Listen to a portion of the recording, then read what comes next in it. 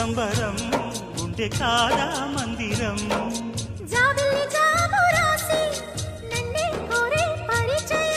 పున్నగ పూలు పూసే వన్నే చిన్నే రసమయం